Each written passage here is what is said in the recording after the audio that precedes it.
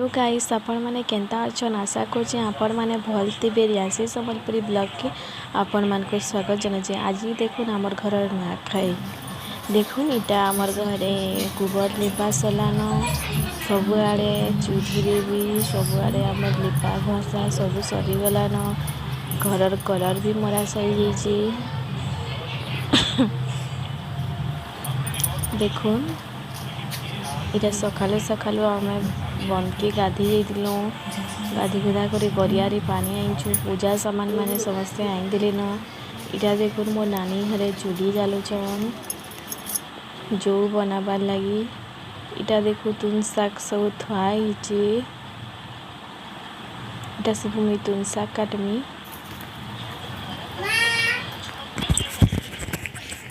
देखुन सारू झुनगा पुटल बंधाकोबी माख इटा देखुन मो नानी घर जुगारे आनी छन।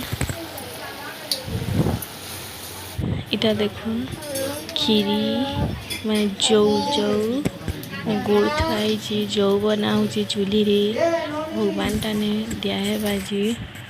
इटा देखुन नाना घरे खली टिपुचन जौ खाइबार लगी समस्ते।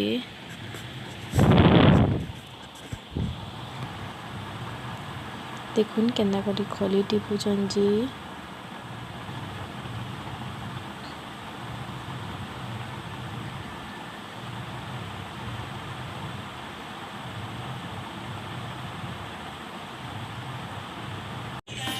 इटा देखुन मुई दाल के भाजला दाल के पाटी देमी पाचरी करी लगे देमी। जदि आपण माने ताकि पाटी करी जदि नहीं पाचरी करी लगा दे बेले तार चुकाटा रही जिबा दालटा चुका चुका लगबा। देखुन इन मुई सब तुन शाक के भाजी दो तेल दे करी बरसी तेल दे करी आपण माने भाजी गोटे तरकारी करबे बेले बहुत भल लागसी।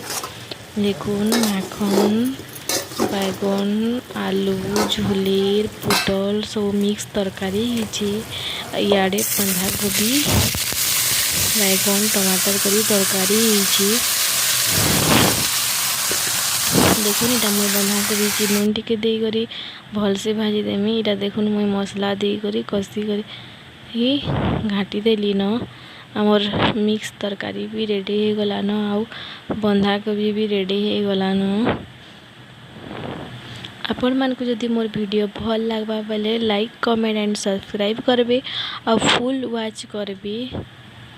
आउ नेक्स्ट वीडियो रे मुई आपण मान को नुआखाई रो आमर पूजा रो वीडियो देमी।